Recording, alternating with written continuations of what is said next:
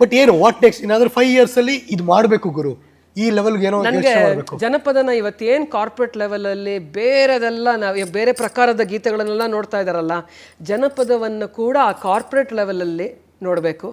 ಜನಪದ ಕಲಾವಿದರು, ಜನಪದ ಪ್ರಕಾರದ ಕಲಾವಿದರು ಇದಾರಲ್ಲ, ಅವ್ರನ್ನೆಲ್ಲ ಇವಾಗ ಆಗಲೇ ಕಪ್ಪಣ್ಣ ಸರ್ ಬೀದಿಲಿದ್ದವ್ರನ್ನೆಲ್ಲ ವೇದಿಕೆಗೆ ತಂದುಬಿಟ್ಟಿದ್ದಾರೆ, ಅವ್ರನ್ನೆಲ್ಲ ಅಮೆರಿಕಾಗೂ ಕಳಿಸ್ಬಿಟ್ಟಿದ್ದಾರೆ. ಬಟ್ ಆದರೆ ಇಲ್ಲಿ ನೀವು ಅಲ್ಲಿ ನಮಗೆ ಸಿಗೋ ಬೆಲೆ ಇಲ್ಲಿ ಸಿಗಲ್ಲ ಅಂತ ನನ್ನ ಅನಿಸಿಕೆ.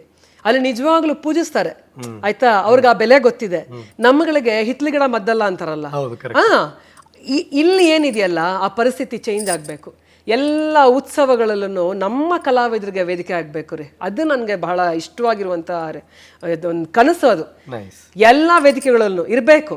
ಜನಪದ ಎಲ್ಲ ಕಡೆ ಇರಬೇಕು. ಎಲ್ಲ ಈ ಒಂದು ನಮ್ಮ ನೆಲಮೂಲ ಸಂಸ್ಕೃತಿಯ ಪ್ರಕಾರದ ಇದೆಯಲ್ಲ, ಎಲ್ಲವೂ ಅಲ್ಲಿ ರಾರಾಜಿಸಬೇಕು ಅಂತ ನನ್ನ ಆಸೆ. ನಂದು ಅದು ಕಾರ್ಪೊರೇಟ್ ಲೆವೆಲಲ್ಲಿ ಹೋಗಬೇಕು ಅಂತ.